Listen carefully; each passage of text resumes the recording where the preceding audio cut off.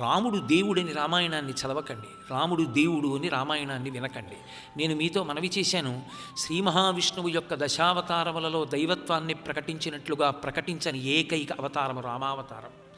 అందుకే భార్య కనపడకపోతే ఏడిచాడు, తండ్రి చచ్చిపోతే వలవల కింద పడి ఏడ్చి దుఃఖించాడు, తండ్రికి జలతర్పణ చేశాడు, తండ్రికి పిండ ప్రదానం చేశాడు, తమ్ముళ్ళు కనపడితే కౌగిలించుకున్నాడు, భార్య కనపడితే పరవశించిపోయాడు. ఒక మనుష్యుడు ఎలా ప్రవర్తిస్తాడో 100కి 100 పాళ్ళు అలా ప్రవర్తించాడు. కానీ ఎక్కడ ధర్మంలో మాత్రం వైక్లభ్యాన్ని పొందలేదు. ఎప్పుడైనా కొంచెం తడబడినా ఊంచుకునేవాడు, వెంటనే నిలబడేవాడు. అలా నిలబడడానికి కారణం ఒక్కటే, రామచంద్రమూర్తి గురువుల్ని సేవించినటువంటి విధానం. గురువుల్ని సేవించడము అన్న మాటని జాగ్రత్తగా అర్థం చేసుకోవాలి. గురువుని సేవించుట అన్న మాటకు అర్థం గురువుని సంతోషపెట్టుట అన్న మాట కాదు. ఎందుచేత అంటే గురువుకి సంతోషం లేకపోతే నువ్వు కొత్తగా సంతోష పెట్టాలి.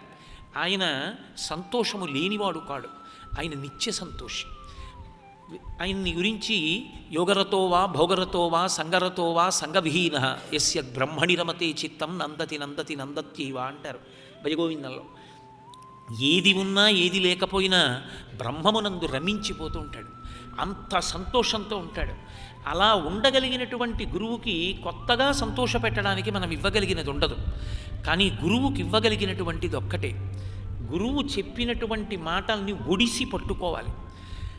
చూడండి, స్వాతి చినుకు పడినప్పుడు ముచ్చుపు చిప్ప ఎలా పట్టుకుంటుందో, ఆవు పాలు పిండుతున్నప్పుడు పాలు పిండుతున్న వ్యక్తి తన మోకాళ్ళ మధ్యలో పెట్టుకున్నటువంటి బిందెలోకి మాత్రమే పాలు పడేటట్టుగా ఆ శిరములను ఎంత జాగ్రత్తగా లాగి పాలు పట్టుకుంటాడో, గురువుగారి మాటలను వినేటప్పుడు అంత జాగ్రత్తగా వింటూ గురువు చెప్పిన మాటని జ్ఞాపకంలో ఉంచుకుని అనుష్ఠాన పర్యంతంలోకి తెచ్చుకుని జీవితాన్ని పండించుకోవాలనేటటువంటి తాపత్రయం ఉన్నటువంటి శిష్యుని యొక్క నడవడియే గురువుకి ఇవ్వగలిగినటువంటి గొప్ప కానుక.